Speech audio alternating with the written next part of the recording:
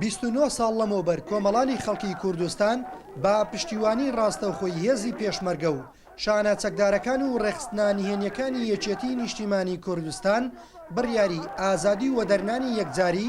ڕژێمی بەعسیاندا و ڕاپەڕینی سەرتاسەریان بەرپا کرد کە شاری ڕانیا بووە دەروازە و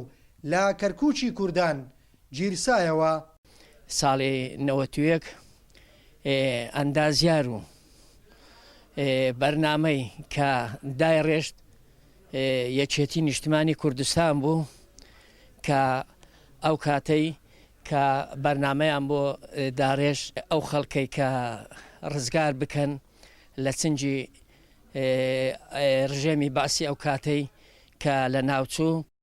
بەشێک لە پیشەوەرانی شاری کۆیە کە ئەوێ ڕۆژێ وەک قەڵغان بەرامبەر تانک و تۆپی سوپای شکست خواردووی بەعزوەستانەوە و ئەمڕۆژ شانازی بەڕابردوویانەوە دەکەن. ڕاپەڕین وەسەرخانێکی زۆر مێژووی بەڕاستی من پێم وانە بوو خەڵک بەو شێوازە یعنی چاوەڕوان بێت، بەڵام کاتێککە ئەو خەبەرە گەیشتە ناو خەڵک و حکوومەتی عێراقی بەرەو شکست بوو لە کوێت شکستی خوارد و ئەوانە فرسەتێکی باش بوو ئەو کاتە بەڕاستی یانی بە تایبەتی بۆ ڕێخستنهێنەکانی ناو شاری کە ئەو خەڵکیان جۆش و خۆشدا سەدانی خەڵکیان دەکرد خەڵکیان ڕێک دەخست، ینی بەڕاستی زۆر هیلاکوماندی بن ئەو کاتێ حەقی وایە هەمیشە ڕێخستنهێنەکان حسابێکی زۆر تایبەتیان بۆ بکرێت زۆر ڕێزیان لێ بگیرێت. زۆر کەس ئاگادار نەبوو بۆی کە شانە چەکدارەکانی بروسک لە چێوە دێن لە شێوێنان هەندێک بوون بەس